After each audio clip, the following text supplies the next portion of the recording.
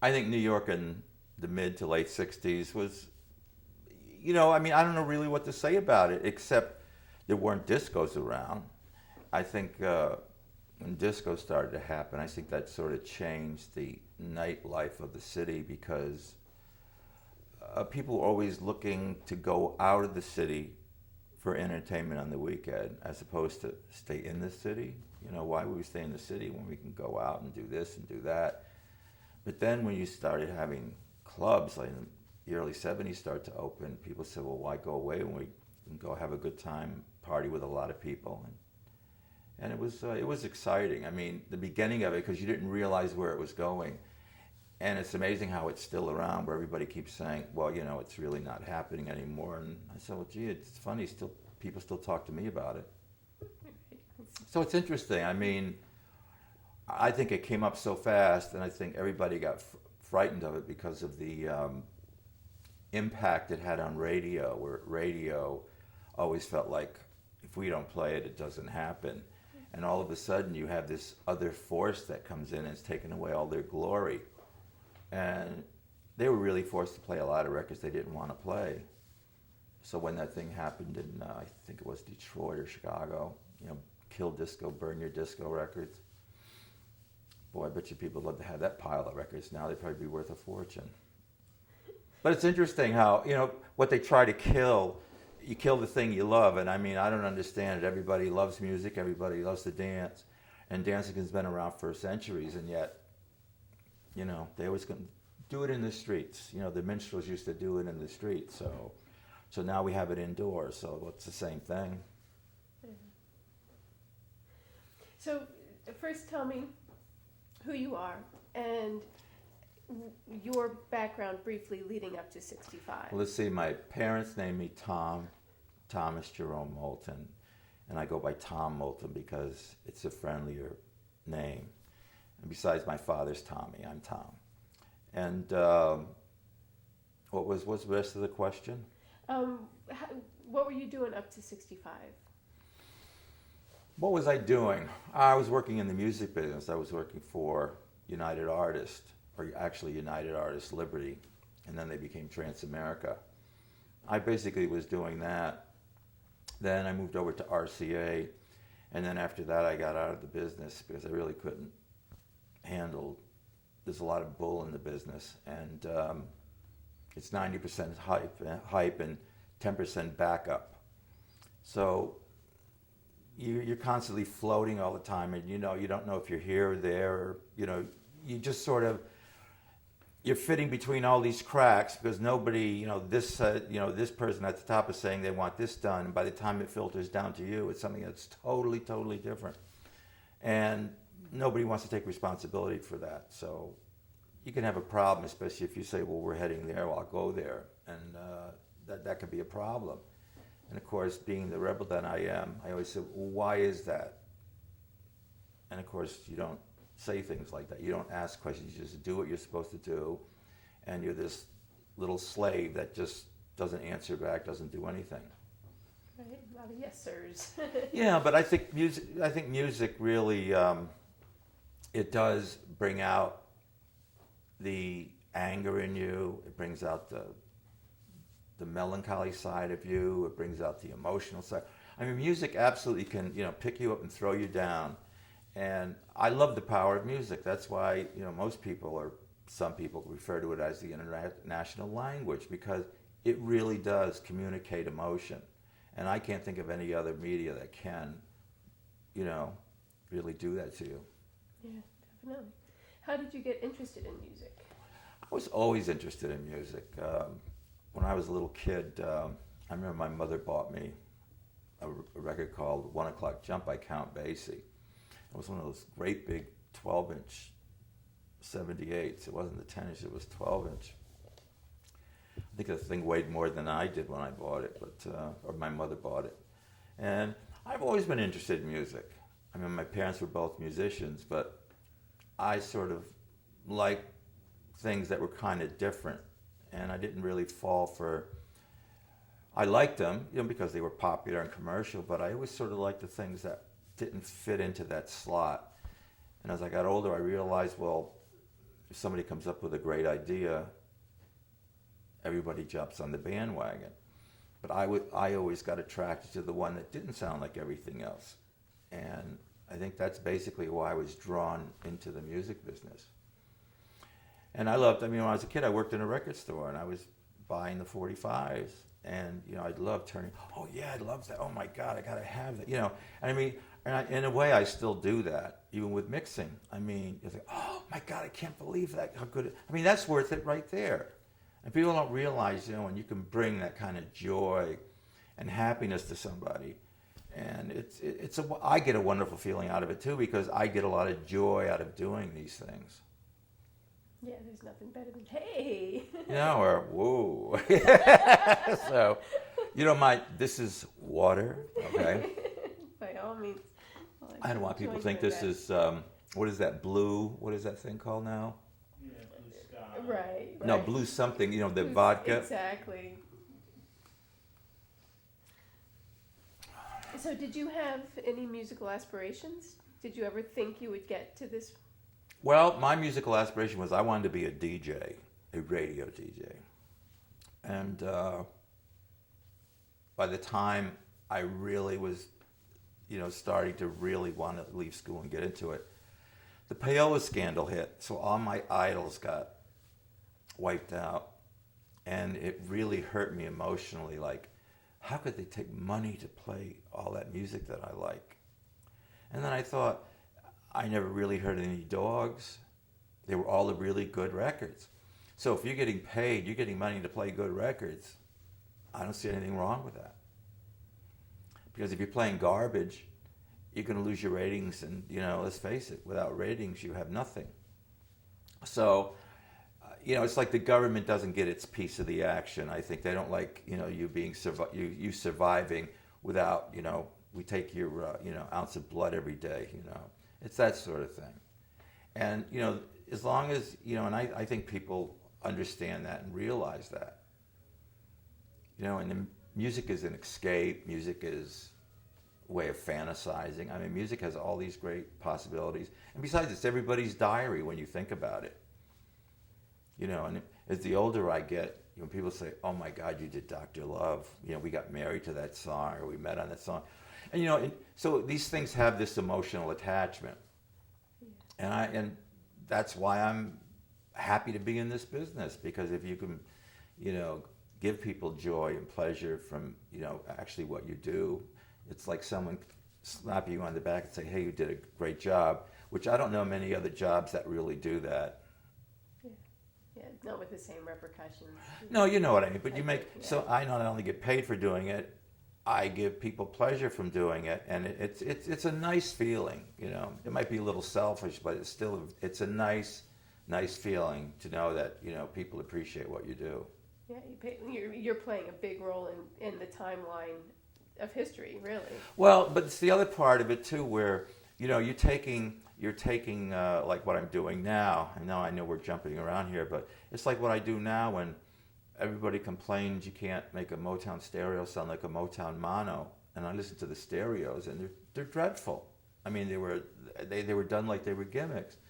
So I love a lot of those songs too, and they mean a lot to me. And so when I approach it, I said, well, how am I going to make the stereo? I have 8 tracks. I said, there has to be a way of doing it. And I finally figured out the right way of doing it. And once I did it, it still had the mono magic, but more dynamics in stereo.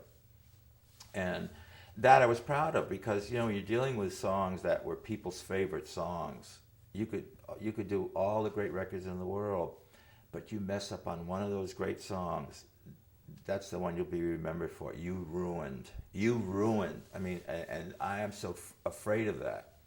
That's why I treat these things with respect and don't, I like to get away with a lot, making them sound better. But, you can't take away that magic that made that record what it was.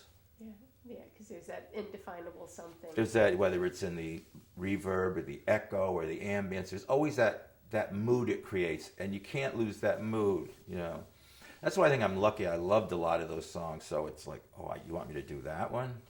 Go, yeah, I'll do that, I try not to act excited, and then I get the tape and I'm going like this. It's amazing because hyperventilating when I'm actually touching the tape. I mean, it's really funny, but it's a big thrill. I mean, for my age to be saying I love what I do and it's still a big thrill. That's a thrill in itself. Trust me on that one. Yeah, that's huge. And to be doing it for No, it is. It's a passion, and I mean, it's amazing what passion will do for you. I mean, it just, it's like, yeah, the body's getting old, but you still have the feelings and the emotions to do what you want to do in the music business. It's wonderful. I just feel very lucky and very fortunate. Congratulations. Thank you. Water break. Water break. So. Wait a minute, Curtis. Why are you dripping from the nose? Why? Because I sweat like No, but he's dripping like I'm looking at, and the light was just hit. It looked like a crystal ball. He's a head sweater. Oh, well, when I'm around, he should be a head sweater. Exactly. You're making him nervous. The whole body should be sweating. I go to the gym 5 days a week. I work out, and I think the sweats is my head. I don't know. I don't get it. Hot-headed, I guess, huh? Exactly. So, 1965 comes. Where are you? I'm back and forth between Boston and New York.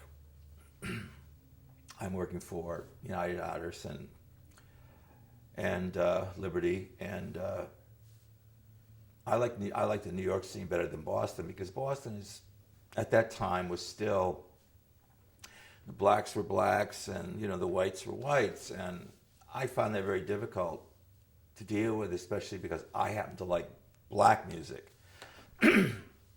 and, or let's say, emotional music.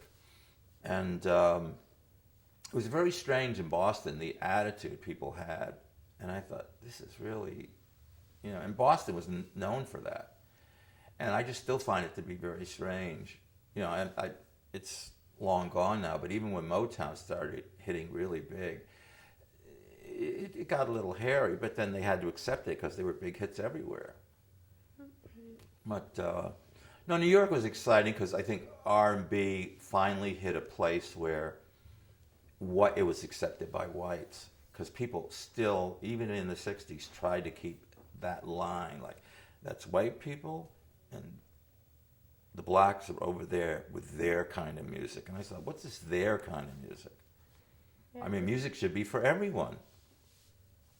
And there are few people that were able to cross that line where people would accept them.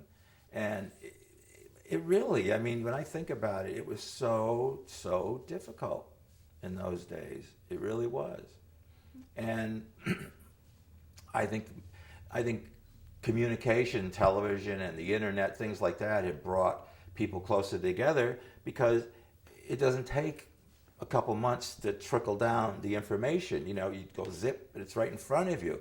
So in a sense, you grow up a lot faster because you know a lot about what's going on, as opposed to the old days where, you'd have TV or your radio, and even then, it wasn't, you weren't getting everything. Yeah, you had like 3 channels, and it was like spreading slowly. 300. Yeah, exactly, 300 now, exactly. No, but still, there's excuse me again, the water. Mm-hmm. You forget, it's an interesting way. I grew up, we had several channels. And in a way, you keep that innocence for a longer period. You really do. And, when you think of kids growing up at 9 years old, man, they know everything, and 9 years old, I was still, I feel like that now, because they go, oh, wow, coke and an aspirin was really like getting high, And, when you think about how innocent it was in those days.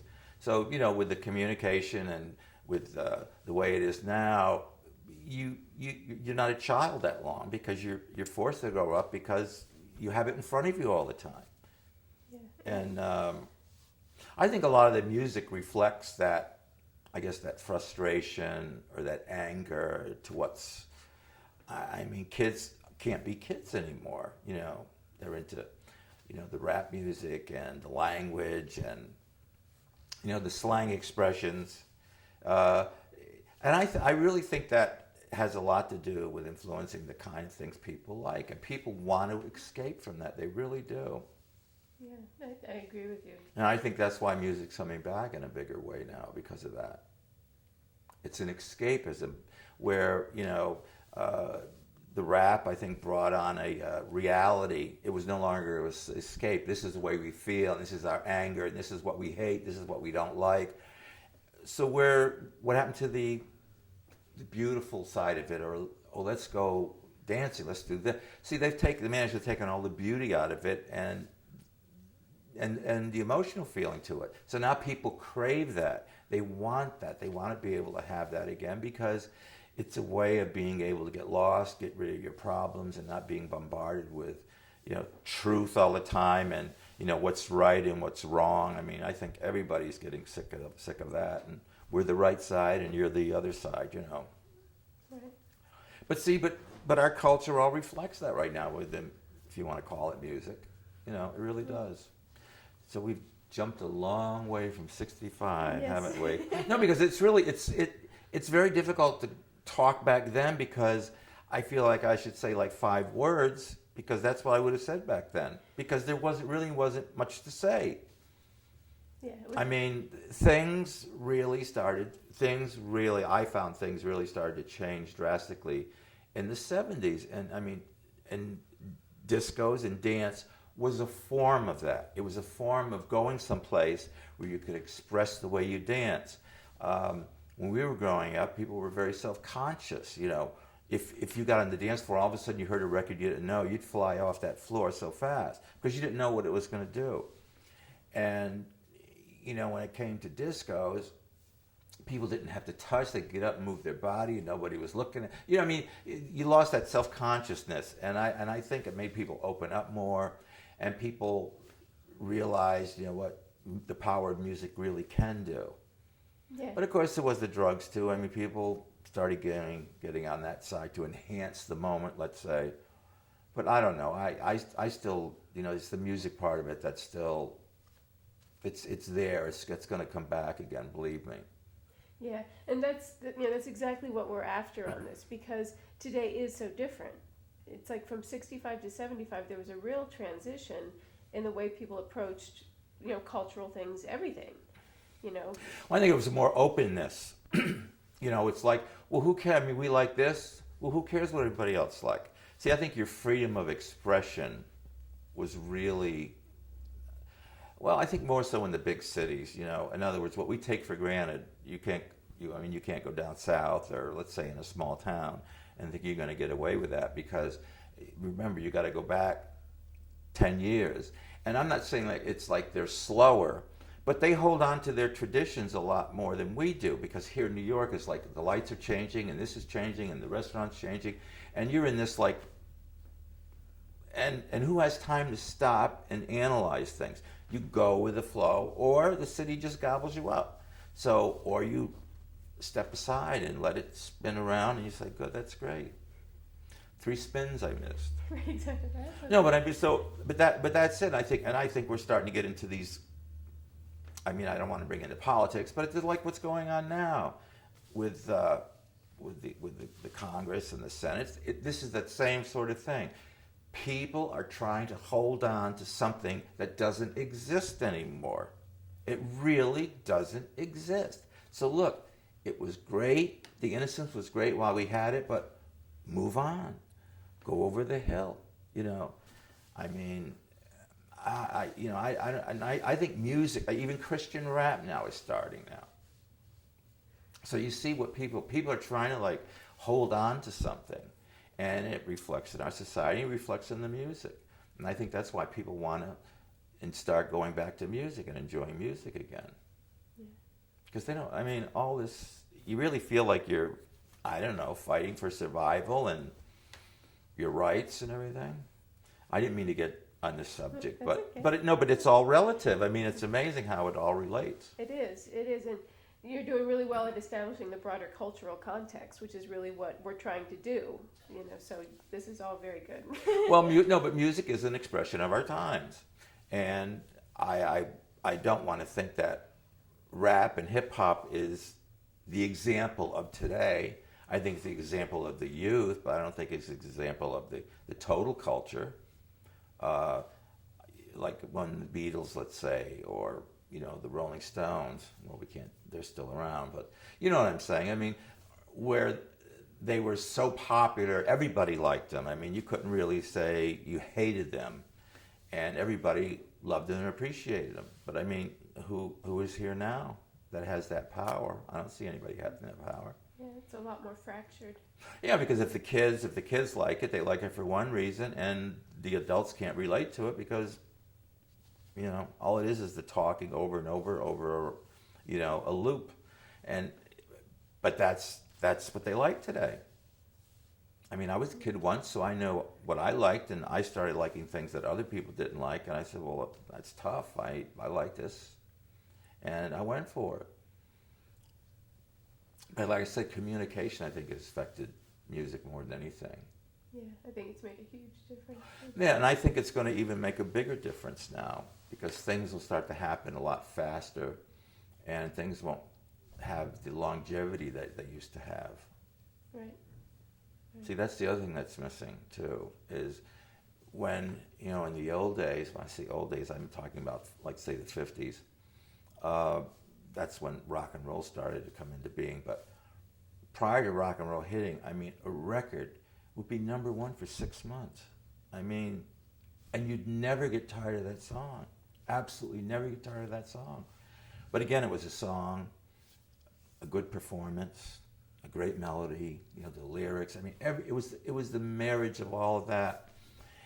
Unless you had that, you really didn't have a hit record or a song. You really didn't have it unless you were a novelty or a fluke or something else. But basically, that was the difference. And now I think people are understanding that and appreciating it much more that, oh my God, those songs had meaning because the words and the music meant something. Right.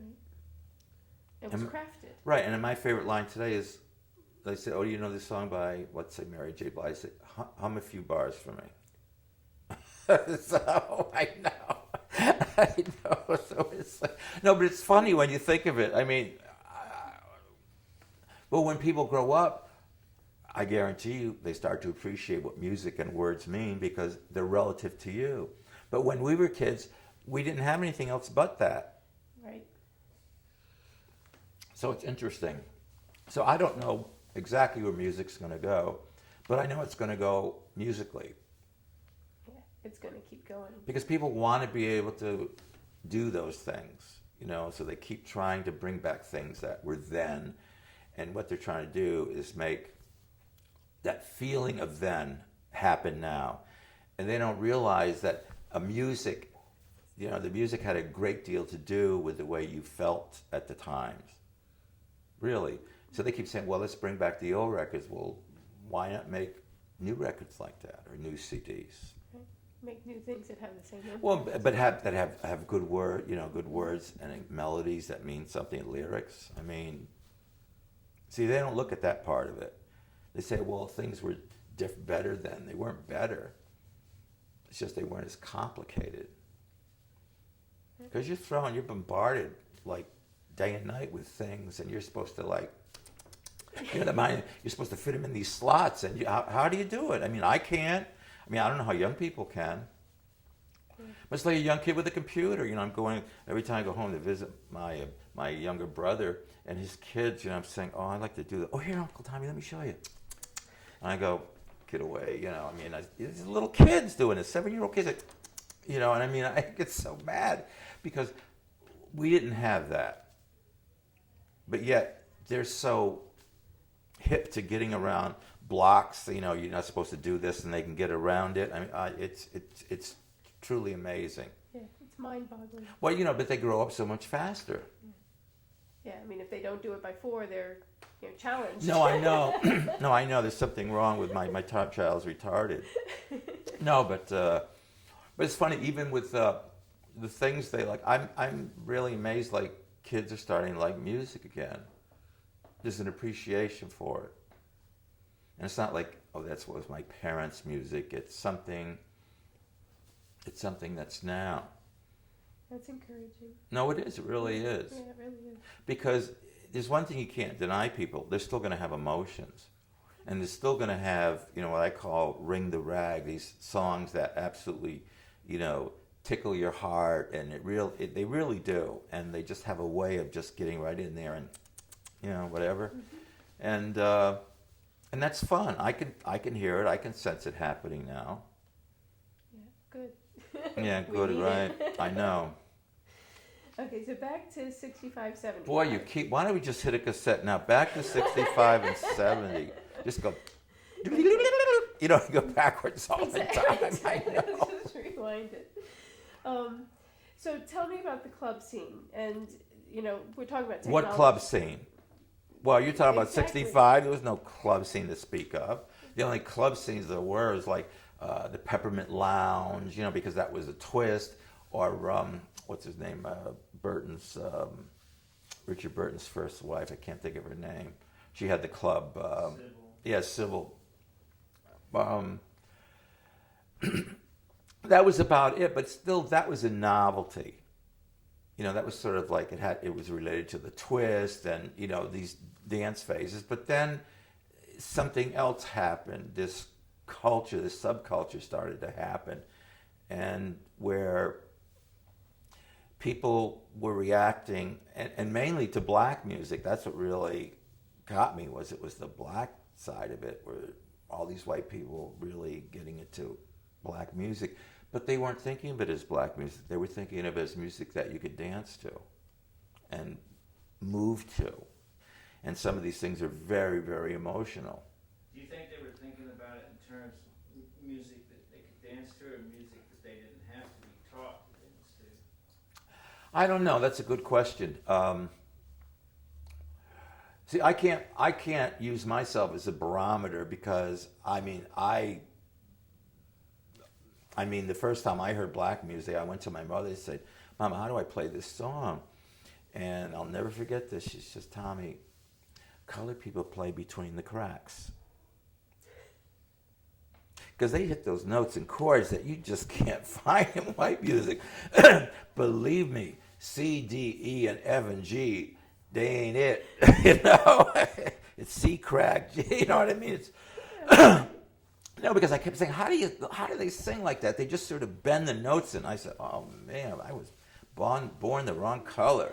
No, because I just love the expression to it, and anything which, if something's metered, it's like, here we go to march, a march to war. It's got this sort of thing. But when it sort of flows and it bends and it moves, it does that to you. It's almost like a shaky roller coaster. And it really does. That's what I find black music does to me. And I think it started happening to white people. I watched it happen. And I says, my God, they're really getting off on the song. Like Hold On, I'm Coming, and Al Green, and these really sort of funky soul things. And I said, I'm definitely in the right place. But I really felt like that. And I kept saying, well, finally people aren't looking at music as a color. They're looking at it as an emotional experience. And I think that, why deprive somebody of that? Why do you have to sort of say, well, because you're white, you have to listen to this, and because you're black, you should only do this, Do you think the civil rights movement was opening those doors a little bit, or was that just also... No, I think we'll see, again, it's freedom of expression. See, now it's gone the cycle. Now government and politicians are wanting to start to take things away from you. Like, well, you can't sing about this, you can't talk about this. All of a sudden, you're in a restricted area. And I think, we're going to have a lot of dwarfs around. And I don't mean that to be funny, but, it does stunt your growth if you don't let somebody learn. And besides, if it's no good, we're not stupid. We know. But it's like these restrictions. And the music's going to start to reflect that also.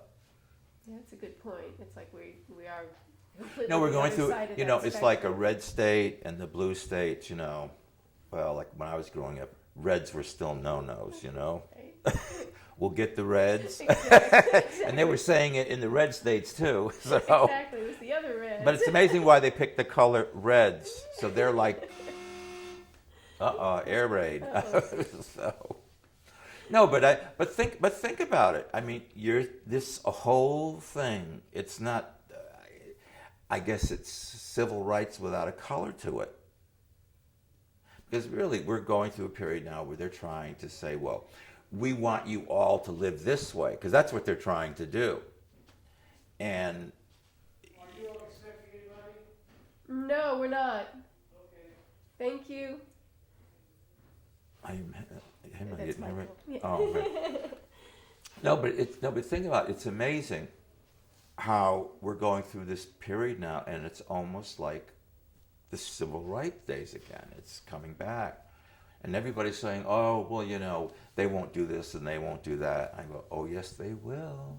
They are. And then, no, but once they do, then I think you're gonna find a big revolution in this country. I really do, because you can't carry that Jesus flag and then pull the crap that you pull when you're not carrying it. I mean, see, that's the only thing. So it's like a farce. I mean, it really is.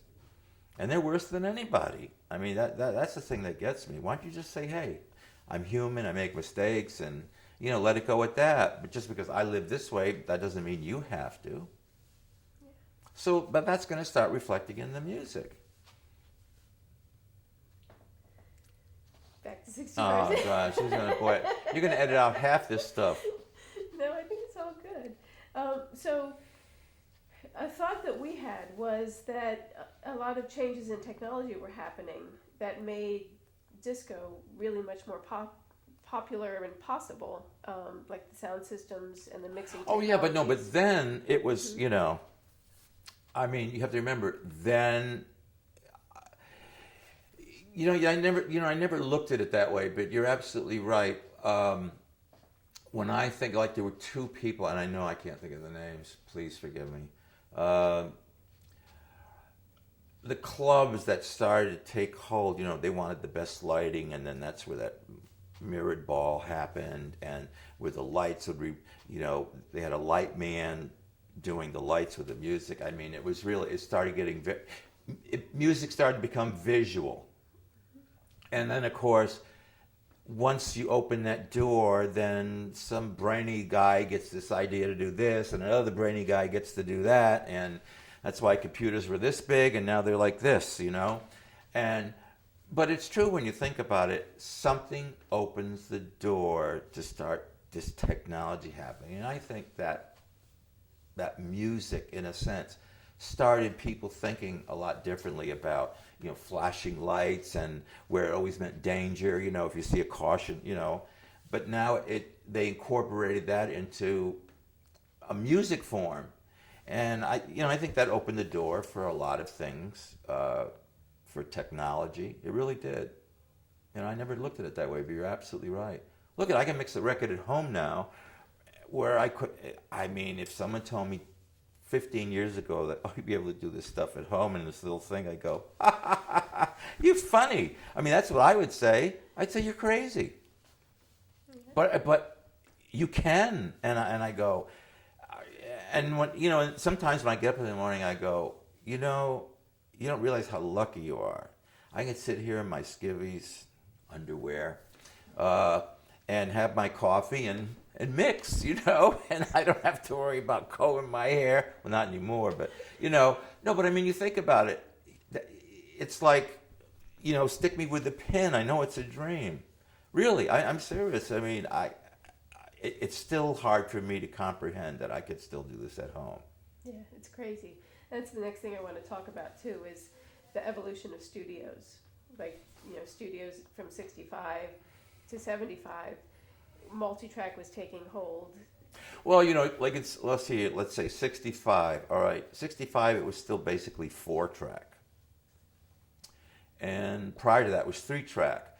Now, my years in the 70s, I spent in Philadelphia at Sigma Sound, which I consider probably the best sounding studio in the world, to me. And the reason I say that is the man who started Sigma Sound, or should I say the man who took over Record Art and then renamed it Sigma Sound, he was the one that created that great string sound you get in Philadelphia and all those early Philadelphia records. It was really Joe Tarship. And he was a rural Gestapo. Oh, I mean it. This is how you do it. There's no other way. You clean the heads when you put a tape on. You align the machine before you put a new tape on. You clean the heads again when you take them out. I mean, that there was no other way. And if you didn't follow that, you know. And I have to admire him now for that. I said, Joe, you know, you're taking so long and blah, blah, blah, blah, blah. I said, the only reason you're doing this is because there could be more studio time. You know, you can, you know, pad the bill. And he'd laugh at me, but he'd still take his sweet old time. And that's why I have the advantage now of taking my sweet old time, because I realize when you do something too fast, you make mistakes. But why make mistakes on something like that where the mistake is going to be, you know, if it's a hit record, the mistake is going to be there forever, theoretically. So he did teach me that, and really about perfection, how you make something sound the best you possibly can make it. And I still think of that. Every time I sit at my computer, I think of that. I still say, well, this is my studio way, and those aren't the big reds, but, you know. But no, I do think like that. I really do. And thank God I remember what that sounds like, because otherwise I wouldn't be able to do what I do. Yeah, that's interesting. I didn't even think of that, you know, because you're so in tune with what it can sound like and what the studio can It's make. like people say, well, how do you make your drums sound like that? And I go, I don't know what you mean, sound like that. Well, you know, listen how they sound. I said, oh, you mean like it's a complete set of drums? Yeah, you know, like the hi-hat there, and then the cymbal crashes and the tom-toms that go across. He said, how do you do that? I said, well, that's how drums sound. I don't know how else to make them sound. And when they're going ding ding ding ding, I said, they're not on top of each other. They're ding ding ding ding. You know, so if you want them this wide or this wide, but you still got to bring in that spread, because that's what makes them sound alive.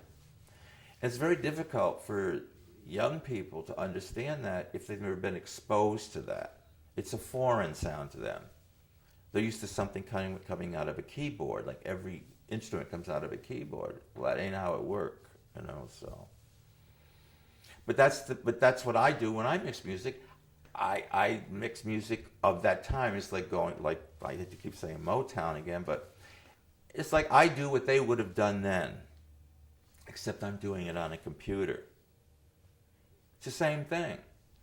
And you have the knowledge of what they would Well, have no, done. because Yeah. you know, because I grew up during that period, so of course everybody had the same spring echo. I mean, it was all the same thing. But if you don't, but you know, it's like anything. Like people say, well, how come you're still in OS 9? I said, I have OS 10. Oh, well, OS 10's better. I said, just remember, and this is a good lesson to learn in life, when you give up this to get that because it's better, just remember, even though this is better, that has something that this doesn't have. It's a trade-off. You may not find out now, but eventually you'll realize, wait a minute, I gave up all of that to be here because you wanted to be faster, you wanted to be quicker. And I mean, that's why I back up my system. I got my system completely backed up, so if something ever goes wrong with it, I have something to back it up with it. Because to me, sound can only go so far, and the only thing you can do now is make it faster and quicker. I mean, I don't know. I don't know what you're trying to do. Right. And for what? Right, because I want to take my time doing something. Like, you know, I mean, how can you rush doing a painting unless you're, you know, doing lithographs? It's the same thing with music. I mean, it really is. Good things take time, and you just can't rush it, and you can't make it fast. And I think that's why I love doing it so much, because I can still, you know, I personally feel like I can't destroy a song, so I have to put almost as much time in it as they did to record it, to make it sound the way it's supposed to sound. Right. And people relate to that emotion of it. They really do. Oh, yeah, you can hear it. I mean, this one particular song, it's like, oh my God, how did you do that? I mean, Smokey Robinson sounds like he recorded it yesterday. Well, how do you do that? And they go, well, how else can I make it sound? Right. I mean, why not make it sound real? There's nothing wrong with that. I mean, he was real when he was saying it, wasn't he? Right. It's on the tape yesterday. Yeah, well, I know. So. But I'm serious. They said, well, how do you make it sound surreal? And I think, well, what do you mean? What am I doing that everybody else is not doing? I said, real? I mean, of course it's real. How else do you make something sound but real? Yeah. I'm not kidding. I mean, I'm dead No. serious. They go, how did you do that? And I go, wow. Yeah, wow. I guess it's time to get Curtis. Play them records, Curtis. Exactly. No, but go ahead. I'm sorry. No, go ahead. Back to 65. Back to 60. Well, you knew that was coming. Oh, what a night, isn't that? Or that's 63, excuse me. How do you think the studio's changed from even the 70s that you used then? Okay, I think in the early 70s, especially with dance, people wanted to get into the studio, so more studios open. Like I said, I spent, like almost 12 years down at Sigma in Philadelphia. And it took me like 6 months where I could book every Monday, Tuesday, Wednesday, and Thursday from 7 o'clock at night to 7 in the morning. And I said, well, I don't want to come down here unless I can block out 4 days every week. I said, for how long? I said, a year. So no one could get in. And that's what I did. I had Studio A. And because I knew that once I got a sound that I like, why should I change? I wanted to show some consistency in what I was doing. And the only way to do that is be in the same room, knowing the sound of what you're getting. And people don't realize how important that is, that when you're trying to do something over here and something over there, you think you're doing the same thing, but rooms are so entirely different. And people don't understand. They think, oh, all studios are the same. Well, they got a lot to learn. But each studio had what I call a sound. Some of it was so distinctive. I mean, I could always tell a Sigma record. That's probably the easiest thing in the world to tell, because I can tell by the effects they use. Like the minute I hear the strings, I know it was done at Sigma. And then you go to places like Media Sound and you hear them, they sound totally different. Or Power Station, or Hit Factory, or was Hit Factory. No, but all these studios have a lot of memories and a lot of moments where you can relate to them in music. I mean, with Led Zeppelin and Jimi Hendrix. I mean, all these studios that used to exist had a sound. And I just think it's sad that a lot of these things are gone now, and partially because of the technology. The technology had a lot to do with it. I think, what they call house music, I think they started calling it house music because you could do it in your house. Why don't they call it apartment music? I'm not trying to be funny. I'm really not trying to be funny here. House music, why? Because we do it in the home. No, but I mean, but so we call it house, Yeah. And, I mean, it's so logical. I mean, house music, there's nothing in it. Obviously, if there was a lot in it, the neighbors would be banging on the walls, turn that crap down, So house music, it's got very little in it. And I just assumed you could do it in the house. That's why they called it house music. But I don't think there's ever been a definition for it. Yeah, I don't think there has either. But I think, because it was sad, because I think it started when computers really, especially Pro Tools. I think that's the high end of all of the technology, I think, when it comes to music, working with music. And in those days, it was Apple was it. And if you wanted to do artwork, Apple, you couldn't do it on a PC. I think that started competing with the studios. And wants to pay $250 an hour? I mean, you can do something at home. But there's a trade-off. You don't get the violins like you used to, and you don't get this, you don't get that. And it's very difficult, but that's the trade-off. But now I think people are realizing how important they're going back to analog tape again. Why? Because it sounds warm. Digital is very brittle. I like digital, but I always make it sound warm because that's the sound I'm used to. But sometimes, digital is this thing where, oh my God, it's digital. We can't alter that. I go, wow, it's some heavy thinking there. But again, you're dealing with emotions, or should I say emotionless, because there's nothing. I find it harsh. I find it unreal. I can't make that connection with that, or I don't feel it and hear like what they're trying to say. That's why I hear a lot of the new albums by artists who I'm very familiar with. I listen to it, the music sounds dead. It's so pure, it's dead. It doesn't have that warmth. You don't feel, you could close your eyes and see a stage. Everything is like right here. Or it's piled up on top of everything. So you can't close your eyes and visualize a stage and why take away that aspect of music? Because I think, and that's the thing I find why music's going to come back. Because people, I call painting and music the same form of art. You look at a painting, I'm not talking about realistic now, I'm talking about, like, say, modern art. You know how they all go through the motions, right? It's the same thing with music. If it's like this, okay, it's like a big mess.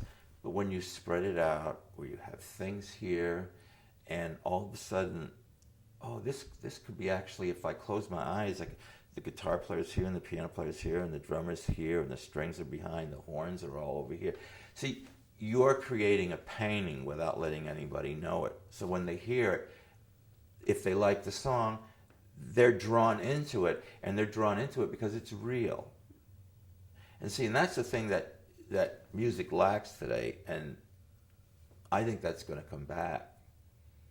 Because you're putting a block between people and music. You really are. Because what's to draw them in? Yo-ho? I mean, is that what you're going to do? I don't think that's going to draw many people in. Probably drag a few. But seriously, think about it. I mean, music does play a big part of how we feel and how we act. And if this is any indication of how we act, I mean, boy, we're in a lot of trouble. Afraid I agree with you. No, but it's because the technology could do it at home. I think that's what put most of the studios out of business. Yeah. So how did you start mixing and remixing? Well, I started fooling around at home with things. Again, that's the rebel side of me. Like, well, why can't it be this? Or why can't it be that? So naturally, I wanted to try to figure out how to do this. So I made this tape. And I made it for this place out in Fire Island. And the reason I did it is I was out there for a weekend, and I was so fascinated by people dancing to the black music. I really was just taken back by that. And I mean, I felt like I was one of the few white people that, who cares about the color? I mean, it's either good, it's a good record or it's not, And I just accepted the music for what it is, and I watched people. I said, oh wow, this is great. But then, after that 3 minutes or whatever, then it would be this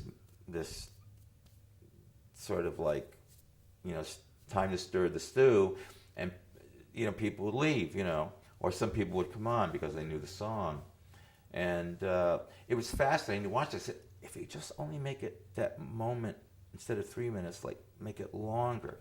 And so when I finally did that, I said, now how can I even make it even longer than that? And again, this is how I'm thinking. I'm saying, what happens if I start like at this tempo and I vary speed it so it gets up to here, and just constantly vary speed and go up to here, and then up to here, and then up to here, and then you peel them off the walls. See, that would, because once you got people with a song, believe me, with my tape, they're not going to leave, because I never gave them the opportunity to, because I would never start on one, beat one. They'd always walk off the floor with the foot, with what the foot they started with, the first beat. But if you're always doing something like da da da da da, and then one is over here, they're already dancing to the song, so they're not going to leave. I mean, they're just not going to. You don't leave. What, do you hate the song? You don't know the song. But I mean, it was really amazing how people reacted to that, and then you say, aha, people do emotionally react to music if they don't realize that they're being taken somewhere. They don't know they're taken somewhere. And that was the whole idea behind me making that tape. And I think I use that in how I mix too, because I always like to make some things long, but I always wanted to, you know, make it move, make it flow. I mean, not where it's like all like this and things drop in and out, but it's to have it flow. Because we're like that, you know, ups and downs. We're not like, flatline to me means you're dead. And that's what a lot of stuff sounds like to me. It's just things are in and out, but the only thing that's missing is that hum. That's being blunt, isn't it? Now you know why people love me so much. All right, and I guess the other famous thing that we have to talk about is... Famous thing? Your 12-inch singles. It was an accident. You know, now I know how Louis Pasteur felt. I really do. I just went away for the weekend, you know? I mean, seriously. I every Friday, I always go to Media Sound. That's where Jose was. Hope you're listening, Jose. Anyway, I always cut a ref disc, but I would cut it in spec, meaning it was on probably a 10-inch blank, sometimes 7-inch, and it would be cut to spec like a 45. In other words, even though the record thing was this big, it would be absolutely in spec. So this part of it you didn't use. I had to cut some ref disc, and Jose said, well, I have no blanks. And I said, what about those over there? Use those. Use one of those. And I said, well, it's for a 12-inch. I said, I don't care. I gotta get it on something. So then he cut it. I went, Jose, I can't take that home. You got this big thing like that, and there's this tiny little thing like this. I said, well, just like spread it out so it looks like there's more. And then he goes, I got to raise the levels. I go, raise them. Oh my God, I almost died when I took it home and played. I went, the intensity and the power of the level being up. I said, oh my God. Everybody complained about it. I said, oh my God, we got to turn our sound system down because it's so loud. Then other people started hearing it and they picked up on it. But it was a mistake. He ran out of blanks. That's the only reason we did it, you know. I tell everybody that story and they go, oh, is that it? You know, I'll give you another relative example, okay? I always wanted to work with Edgar Winter. And the only way I would ever get to Edgar Winter was through Dan Hartman. And I really mixed that record he did at home called Instant Replay. I mixed it just because they were on the same label. I wanted to be able to produce Edgar Winter. Why? I said, I want to work with a guy who did Frankenstein, because I thought, you got to be like a genius to come up with that song. I mean, I thought it was one of the most incredible songs I've ever heard, because it was so unrelated, these sections. I said, wow. I mean, you know, it's like, I just couldn't absorb it. It was so dramatic to me. And then he says, Tom, okay, promise me you won't ask him till you're through with the album. I said, what? How he did Frankenstein? I said, okay. So anyway, we had our moments in the studio, and it was kind of rough. And because I'm either here or I'm there. I'm not sorta, woulda, coulda, maybe, possibly. That's not me. The clock is moving, you get your butt in there, and you sing or you play. You know, we're here to record. not to, rehearse. And that's the way I am. I don't like to waste money in the studio. And especially when you're talking about, $250 a minute. It's a lot of money.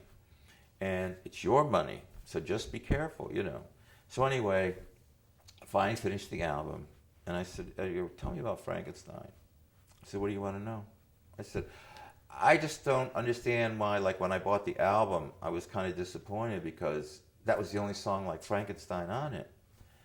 And he says, well, we were on the road and we had to deliver our album to Epic and we needed one more song. So I had these tracks and I went into the studio and put them all together and that's how we finished the album. I said, that's it? You took parts of different songs? Well, that's why we called it Frankenstein. I wanted to wring his neck and kill him. I said, how, I was thinking of this great mind that created this song, because that middle section, I thought, oh my God, I got to meet the brain that could, because I thought it was one of the most incredible things I ever heard in my life. And a lot of other people did too, because it was #1. So, but to find out, and so, I had him so high on a pedestal. When he told me that, he couldn't fall low enough for me. I just couldn't believe, it just ruined the whole feeling of that song for me after that. When I said, oh, that's what it was? Edits? It really, no, but when you think like, oh, this has got to be the greatest invention or the greatest thing you've ever heard in your life, it'll go down in history as one of the greatest songs. Oh yeah, we spliced it together to finish the album because we were on the road. I thought, you gotta be kidding. But my point is this, things happen by accident. The break, I'm also credited with doing that. The song, a little 3-minute song modulated. So when I wanted to go back to the beginning, the key dropped down. I said, I can't have it drop down. I said, well, I'll take out this. And I'll take out that. I said, wait a minute. I take it on everything that's musical. So then the conga's there. Well, let me raise the conga and the hi-hat. And then, I'll do it like 16 bars or something. And then I'll bring the bass in again. And so it's playing. So then when I build everything back up to that, and then it goes into the modulation again, it sounds like it modulates twice, but it didn't. And I keep trying to explain that to people. No, but how did you do the break? I said, that's how the break happened. I didn't go in there and say, I'm going to invent a break. It happened because I had a 3-minute song, and I wanted to make it a 5-something song. There was no other way to do it. But yet, so by creating something longer, you create something else besides that. So, if we think of all the byproducts we create from going in to do one thing where it completely does another thing, everybody says, oh, that's so great, you did that. But it happens all the time. You do one thing and you create another. So, I'm sorry I can't say that great, Tom Moulton did the 12-inch and the break. They were just things that I had to do something at the time, and that's the way I did it. And you became the great Tom Moulton. My records were great. Let me put it that way, and I just tag along. Right. Is that what the Tom Moulton mix is? No, a Tom Moulton mix means that the A was the most important part of that. A Tom Moulton mix means it's a special one. Now, when I say mixed by Tom Moulton, it means it's pretty straight. I didn't do any surgery or do all these clever things. But when it says a Tom Moulton mix, that means I've altered it or done a lot of work on it, surgery. And that's why people thought, why do you go a Tom Moulton mix? I said, because it's a special one. That's why that A is so important. Right. It's not just mixed. And I wanted it all in caps, so I fit in with a Tom Moulton mix. In other words, I didn't want a Tom Moulton mix. It had to be all the same, so it's one thing rather than the mix separate from Tom Moulton. It was all together. That's how that happened. And history repeats itself. So it do. So another thing that we kind of found interesting, and a lot of people have said, Besides everything I've been talking well, about. well, it's You said you wanted to keep it friendly. Well, that's about as friendly as it gets. You go ahead. Tom.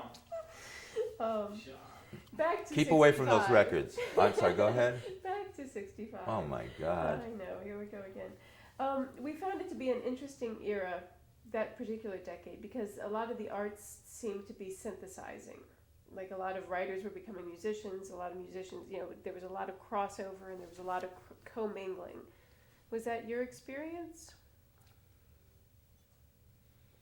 Well, you have to give me an example of that because I really don't quite grasp what you're trying to say. Well, it just seemed that there was a lot of cross-pollination. Well, give me an You know, example, well, like like- a particular one. Yeah, like say Richard Hell. He came to New York as a writer. He became a musician, and he became kind of the father of punk in a lot of people's minds. You know what I mean? It's like, But but he's a creature of his environment. But it's like he came to New York. I mean, New York, I live in New York because I like the tempo of New York. When you go to LA, it's like, hey, chill. You live longer. Everything is slower. And I mean, that's great if you got a bad heart. But I mean, if you don't, I still rather be in the city. But yet, when I'm in my apartment, that's outside. It's not inside. But I like the energy you get from the city. There's a lot of energy. I mean, I can't, only New York has it. I don't know what it is, but it's here. It has it. There's a certain, vibe that's here, and I really like it. And I never want to leave it. is that different now than it was then? Well, I think then the reason you noticed it so much is because you had all these great changes in music. I mean, you had heebie-jeebies, and you had these places where these kids and these groups could be exposed. Where do you have now? Where do people go? Home. No, I mean, it's sad when you think about it. Oh yeah, we go down to the Fillmore. Oh no, that don't exist anymore. What about the place where all the folk groups went to? Same thing. I mean, they don't exist anymore. Well, so in other words, there's a musician's expression called, where do we break our chops? Meaning, like, where can we play, like, jam someplace? Because clubs used to do that when one artist would be through at one place, he'd go to some after-hours place where they could jam with each other. So in a way, that's, honing in on your craft, really polishing it. But you don't have that anymore. Oh yeah, I can do it home on my computer. Good luck. I'm serious. I mean, they think you can do everything on a computer, but you can't get that human contact and working off each other. Computers only do what you tell them. You're not going to get that feeling of working next to another human being, being able to bounce off them. See, that's the thing that's missing. And that's why these kids, unless their parents have earplugs, how are they going to go into the basement and practice with their bands and things like that? I mean, there's really very few places to do it now. Yeah, and it's a lot more band focused. It's like I play with this. Well, yeah, but I mean, I was down at Heebie-Jeebies a lot. I used to love that place because you hear stuff you never heard before, and it was interesting. I mean, did the Ramones start down there too? Mm-hmm. Yeah. Mm-hmm. And I liked them. No, but there was something about that thing in New York, and that whole kind of thing spread. But once you take away the things that make it happen, it can't happen anymore. It can't exist.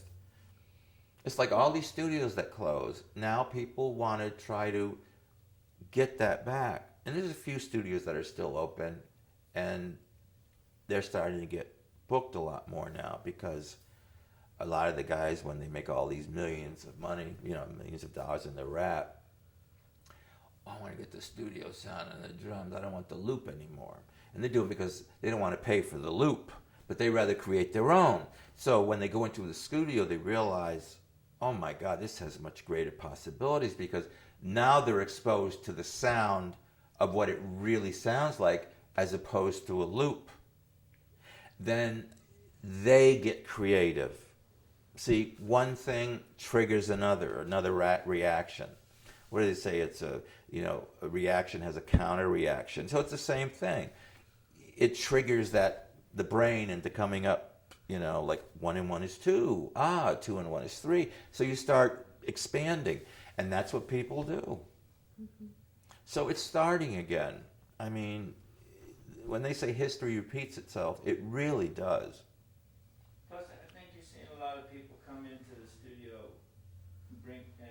coming into big studios and bring in your Pro Tools drives. Well, that's very true. Also, like I said, there's a sound of a studio that is like no other. It's like when I first went to St. John the Divine, and when I heard that organ, I thought, oh my God, I know these guys are going to be playing at the pearly gates. I mean, I never heard such a sound. I mean, that sound was pinging all over the place, and it was so huge. I went, oh my God, I got the multi-track, the whiter shaded pale. I wonder if I could just let the organ go in there and then re-record it, like the ambience of it. It was so huge. I never heard anything so big in my entire life. I went, whoa, No, but I mean, see, it's things like that trigger creativity. But you have to be in it to be able to, I mean, I didn't go there thinking, oh great, I can hear, what the ambience is like. But it's a huge stone marble cathedral, and I don't know if you've ever been there, but it's gigantic, and the sound is so huge. I mean, I felt like this big. I mean, it was so tremendous. And I just started salivating and thinking, oh, wow, I wonder if they let me do this. Or, I said, gee, that'd be great, Because once I had that on tape, then I could always emulate it. But I can't emulate it from my mind because I can't really comprehend that. It was so overwhelming. Yeah, and so nuanced that only through hearing and hearing. Yeah, it's like it triggers, like I said, first of all, I felt very, I don't want to say, religious is a good word to use. You feel part of the human. I can't, it's very difficult to explain to words. That sound was so huge and so tremendous. It felt like everybody who was there was so tiny compared to that. And yet it didn't hurt my ears, but yet I never heard anything that big in my life. I mean, it was a tremendous feeling and a very, it's kind of spiritual in a way. It really was. I mean, I don't know how else to put it, but I really felt human. I really kind of felt really strange. It was exciting and beautiful at the same time, but it's so overwhelming. But that's what music is supposed to do, that to you. Yeah, and that same kind of dynamic is what we were thinking of as the synthesis of the arts. Like the writers were getting something from the musicians, we're getting something from the painters, we're getting something from the... But I was just saying that, where people, you have to have that human contact with another, because it's so easy. When I hear somebody say, I do everything, I go, glad to meet you. Because you can't. You still need to bounce off somebody. You have to get that reflection somehow. By what I say to you, you go, or, I'm getting that facial, I'm bouncing off you. I can tell what I'm saying to you if you're happy with it or you're not happy with it. Well, you still got that coat hanger in your mouth anyway, so you always smile. She's talking like this to me. But what I'm saying? You work off somebody. It's much easier to do that. And what comes out it's really a joint effort, because it's what I got from you that makes me do what I do. And I think people are starting to realize how important it is to bounce off other people. I really mean it. I just feel that. When do you think that's kind of stopped happening?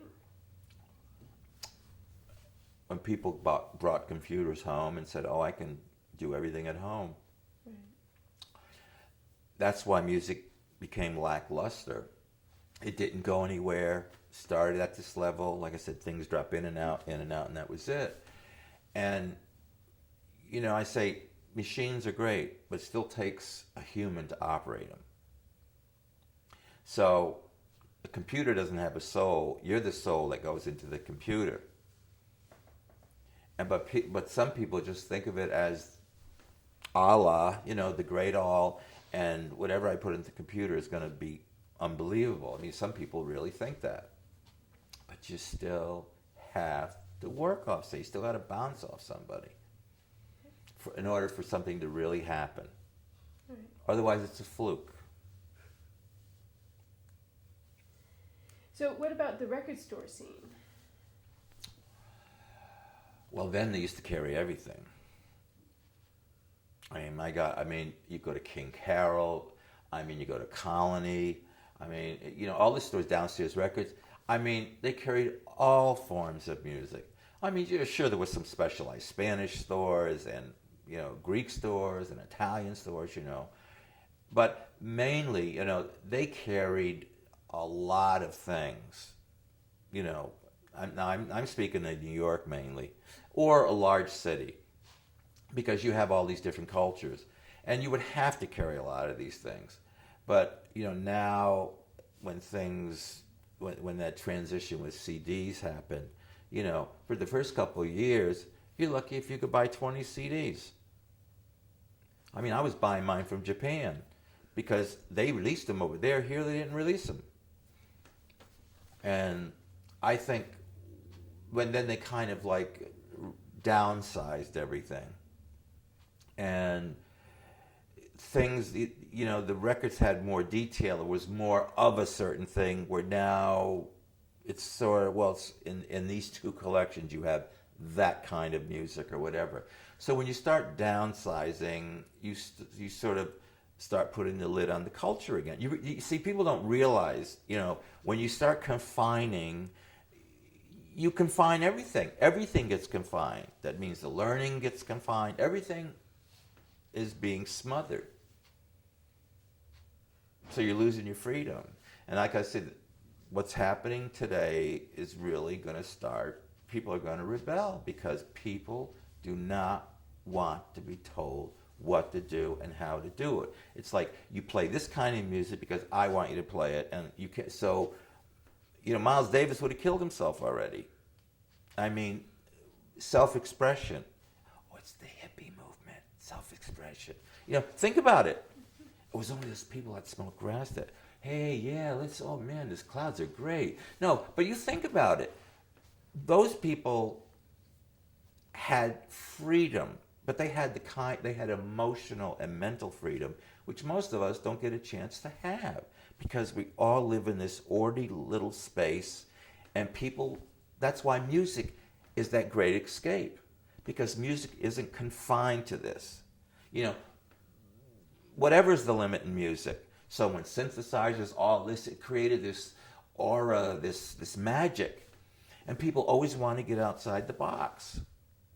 And when I mean box, I mean the 9 to 5, you know, we eat breakfast by 8, you know, you go to the bathroom at 9, you have lunch at 12, and then you have dinner at 6, and then you go to bed, and blah, blah, blah, blah, blah. That's the box.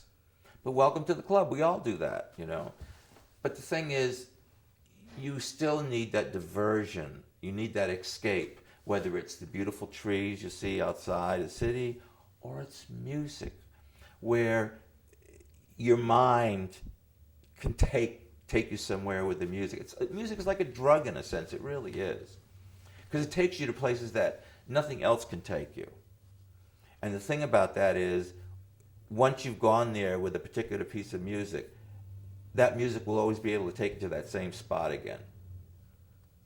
Yeah, it's amazing, isn't it? No, it is. I mean, and that's why, I mean, I've been in the music business all my life, and I realized that it has so much power. It really does. And the more people try to constrict us, the more power that music has, you know. So it's going to be an interesting time in our society now. It really is. Yeah. But I think some people are going to be very much surprised.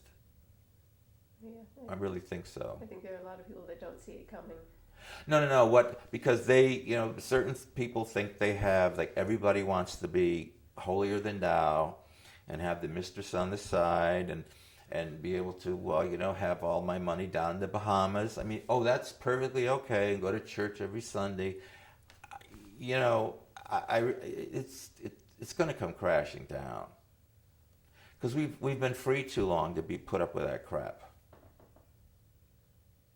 Real, I'm serious. You think about most people feel that way, but everybody's afraid to do something about it. But when we have no choice, then you have to do something about it. It's like there was a song by, I don't know if you ever heard it, by Black Eyed Peas. They stopped it from happening here. It was number one record in England, and it's called "Where Is the Love?" And I was absolutely shocked that Justin Timberlake wrote this song, but it was an R&B record. And where is the love? Why are we going over there dying? What are we dying for? Is it oil? Is it freedom? It doesn't make sense to me, but where is the love? Where's all this love we're giving, and when all we're doing is killing and destroying? It's a very interesting, and believe me, they wanted to kill that record here. That's not the kind of record they want on the airways here. But everywhere else in the world, it was the number one record. Interesting. And when the first time I heard it, I went, that ain't never going to happen here. Oh no, they'd stop that so fast. Because it really does say, well, where is the love? You're preaching God and Jesus and this and that. It's all based around love. Well, where is it? Right. And Justin Timberlake, they sure don't want that coming out of him. He looked, I know he's got fast hands, but I mean, let it go, I don't know how we get on these, but see how relative all these things are when we talk about music? It's all, we can always relate a time or something happening. But you watch, there's going to be a breakout of some kind of something. And the music's going to reflect that. So, back to 65. What's your best memory of that era? How the Beatles had so much power. Say more. Say more.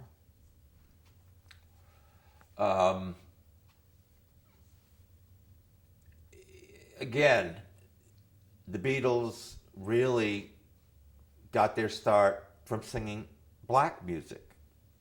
I mean, Larry Williams was when I was growing up, he was on Specialty Records. And Specialty Records had Little Richard. And Little Richard and Larry Williams, I mean, Short Fat Fanny, Slow Down. I mean, those were all big hits by Larry Williams.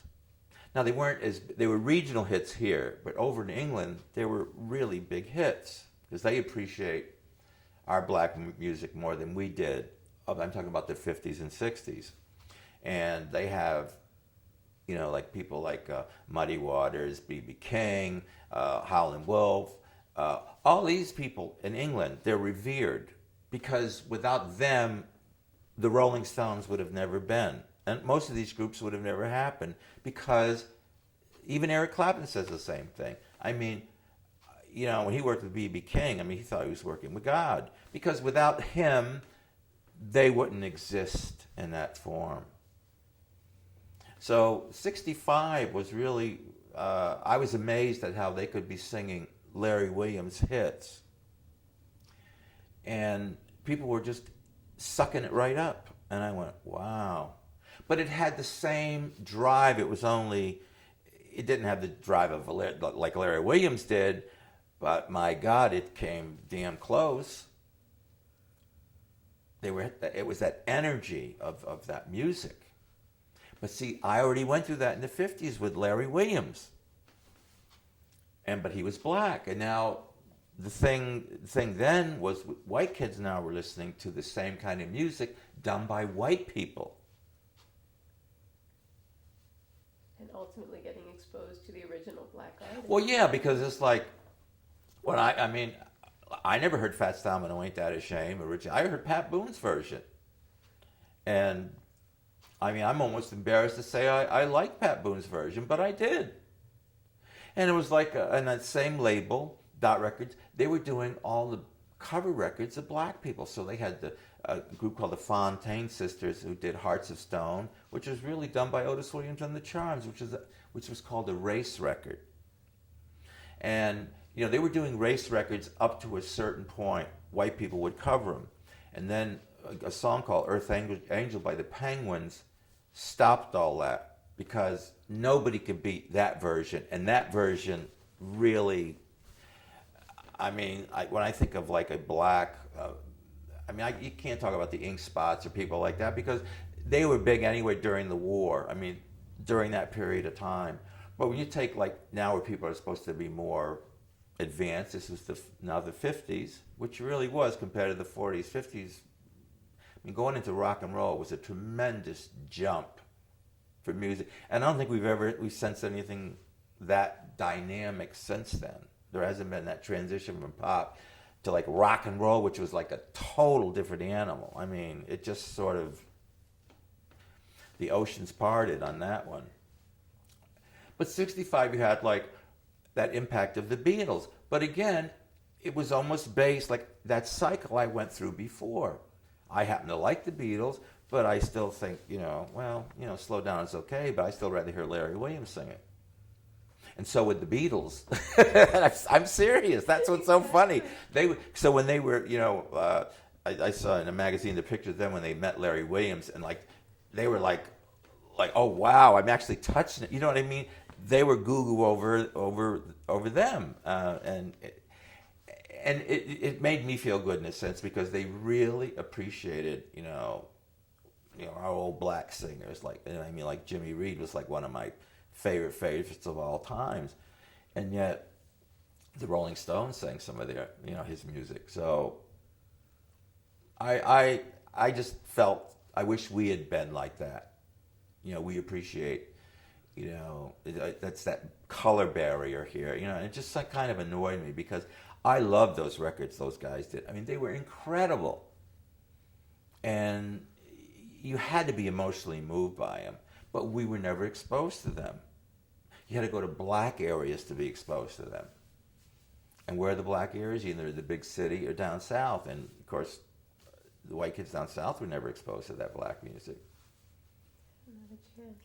No, but I mean, it's interesting how by what influences you where you're growing up, kind of, I think that's what happened to a lot of the groups in the 60s too. They wanted to break out of like this tradition. And I think the Beatles opened the door and Jimi Hendrix too. I mean, who would think a black guy looking like a hippie would be considered one of the most sacred guitar players of all time? No one could ever convince me that white people would ever think that of Jimi Hendrix. But I mean, he really is a god to a lot of white people, and especially if you pick up a guitar.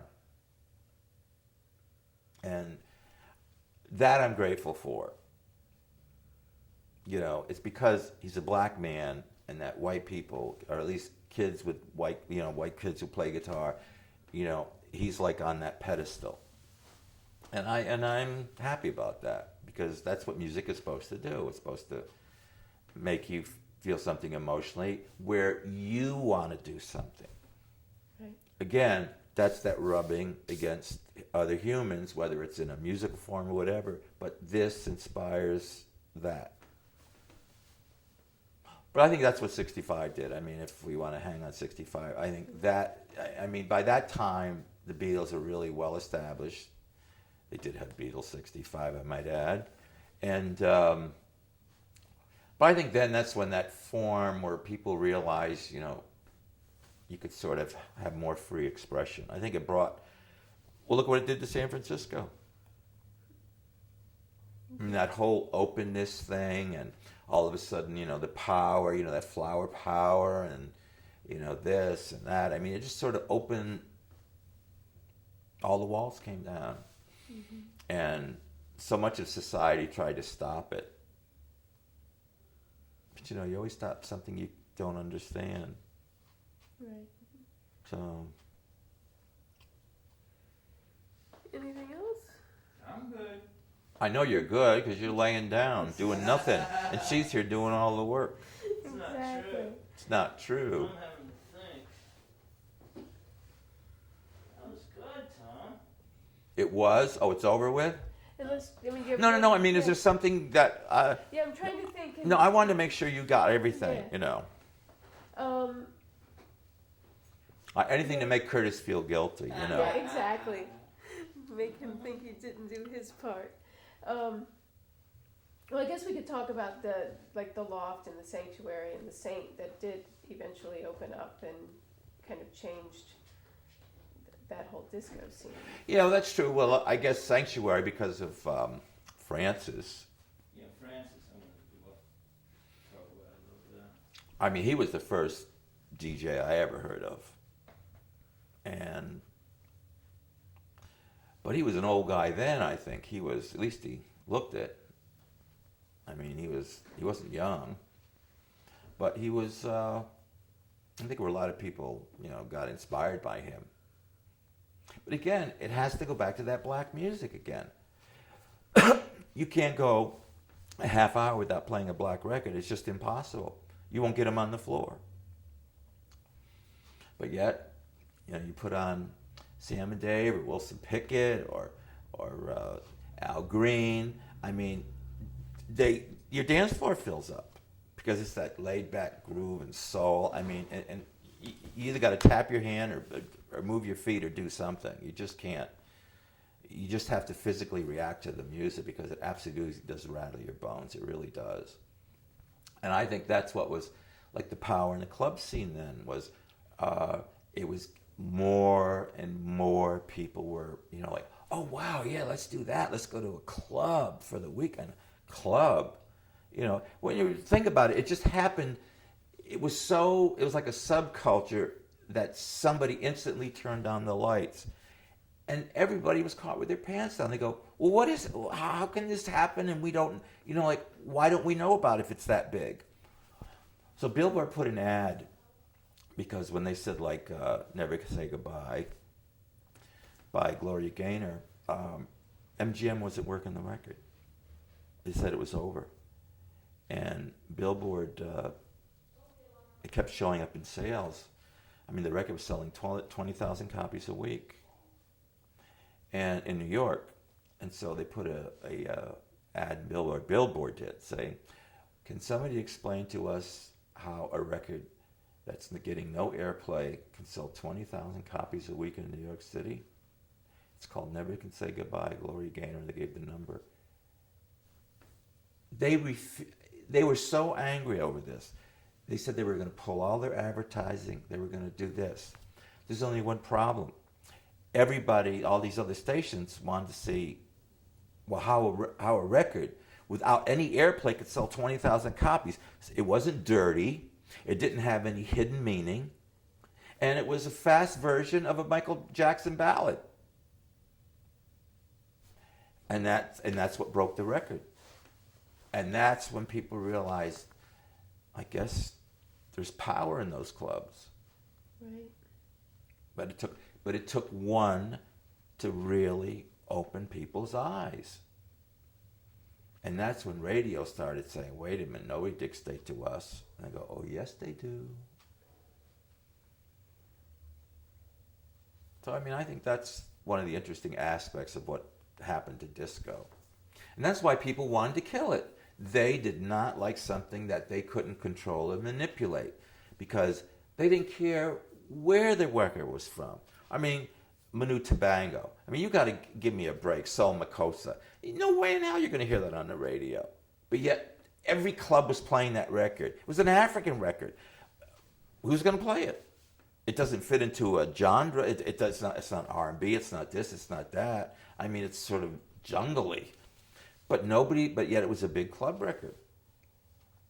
And then radio it had to be, like BLS, that wanted to keep those listeners.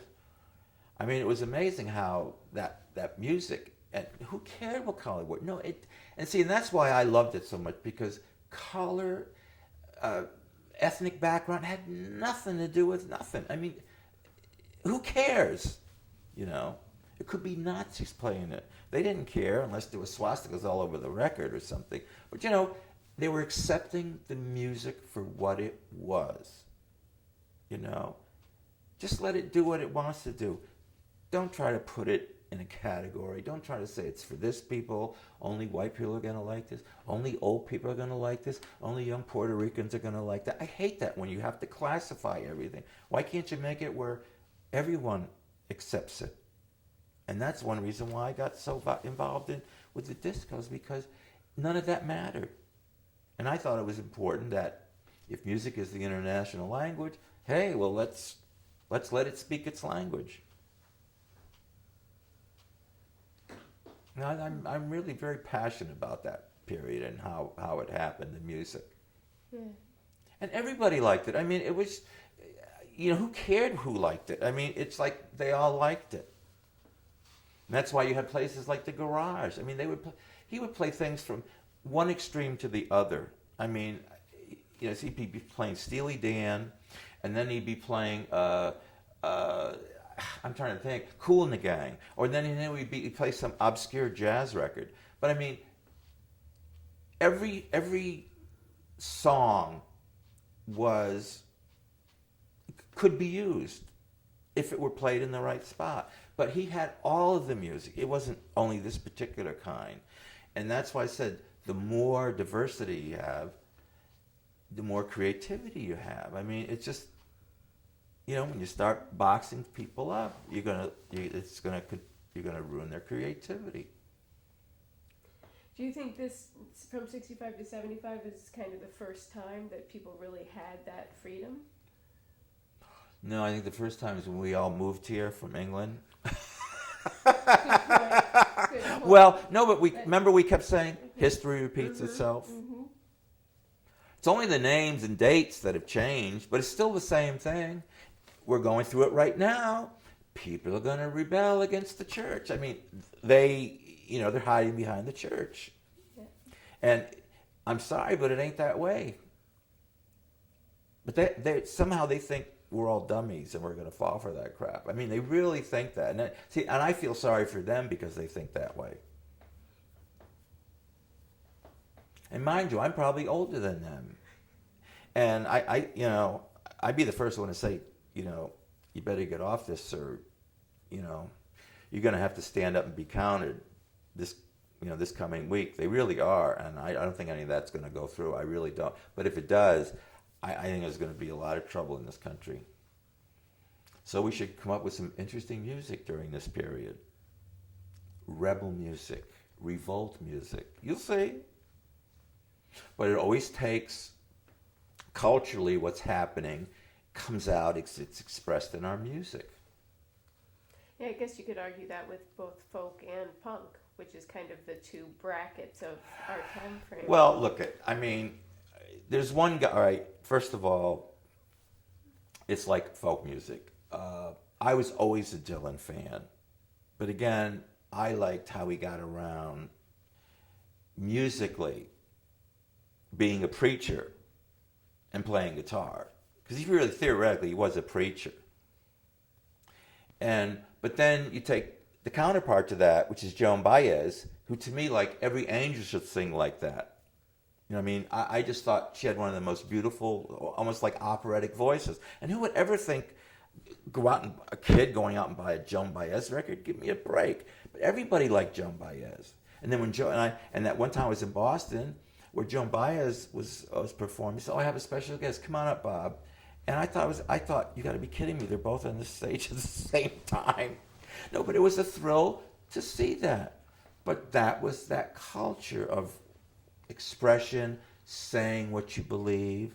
And I mean, I think of all the people that had an impact on music, I think Bob Dylan was probably the one that had the most impact because of what he said and how the lyrics of what he said still have meaning today. I mean, really think about it. The things he said then could apply right now.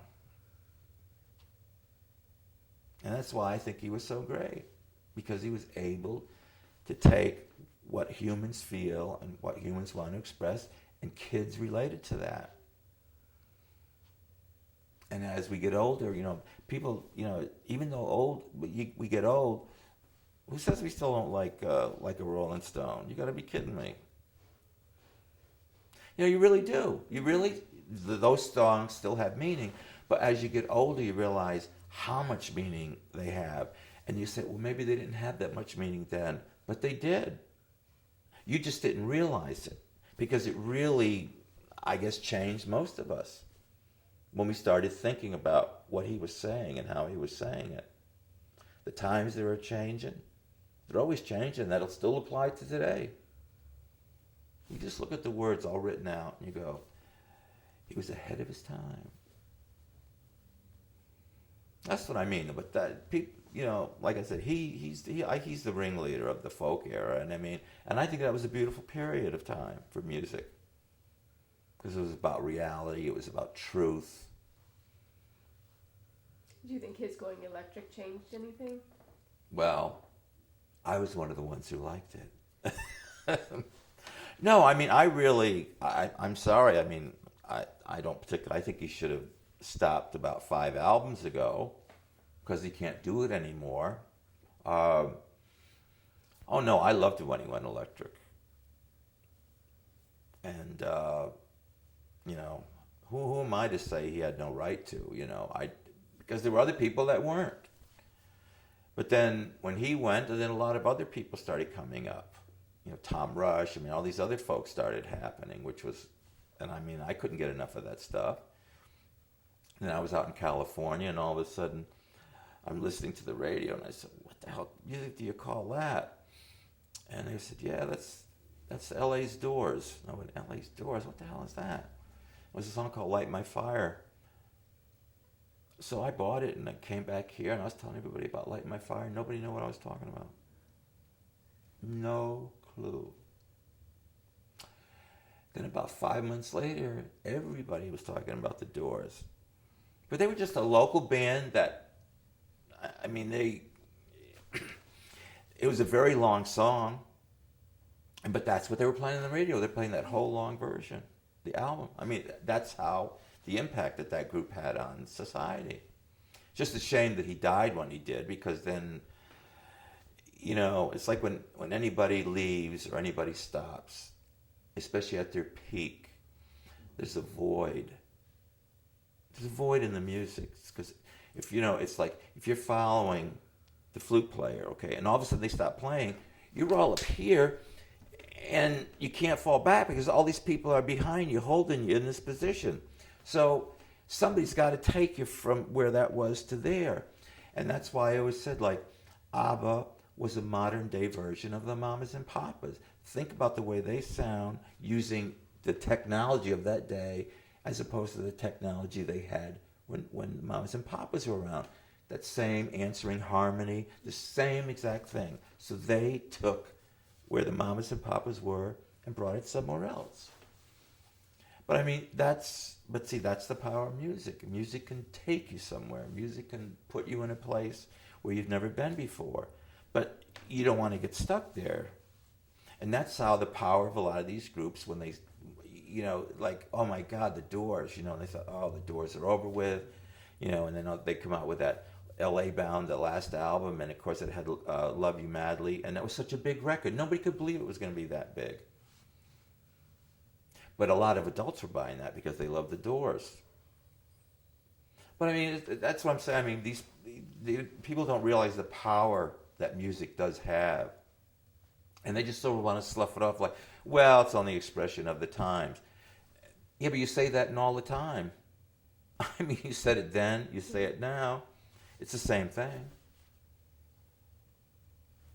So I just think music, what happens in our outside world, like Jim Morrison, okay, if he wasn't oppressed somehow, how would he want to break out, or how would he want to express himself? Same thing with Bob Dylan. He was just observing what was going around in his world, and he picked up a guitar and singing the words. That's what he was doing. He was a poet. But he spoke a lot of truth. But Joan Baez made it a lot easier for people to understand because she would sing in that, the way she played guitar. I'm sorry, but I'm a big Joan Baez fan. Don't be sorry. No, it's depressing though. She had a new album this past year, and I bought it. I listened to the first song. I said, oh, thank God they're not going to change her. The only song on the album like that. And I went, I know you're going to use it, but they're assholes. The same thing when I bought John Fogerty. I bought the John Fogerty album. I said, oh, I can't believe it. The first song is good, and the rest of it is all digital and so sterile. And I said, you don't give up your fan base. It's like the Deadheads, the same thing with them. Hey, they don't care what's happening over here. They got their group. They got their people following them. As long as they do the same thing and don't go too far to the left or too far to the right, they're going to keep them all. But see, people don't realize that.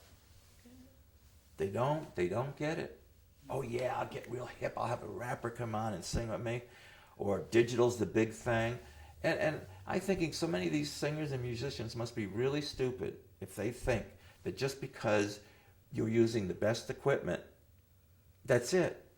Yeah. It's like when I went over to Sony, I said, that mastering sucks. And they said, we have the best equipment. I said, yeah, but if you don't know how to use it, how good is it? I wasn't asked back, by the way. So, no, but it's true. But when I saw, hey, look at people can make great records on crap. Because the talent's there, Exactly, you got the talent and the feeling. So just because you're in, you have the best equipment, you got the best studio. If you don't have the best people in there doing it, you got nothing. So see how much I can talk about? So I'm sure you have enough in there between 65 and that one glass of water, which was very limiting, I might add. So, now what's this going to be for again? Oh, who knows? Oh, it's one of those. Who knows?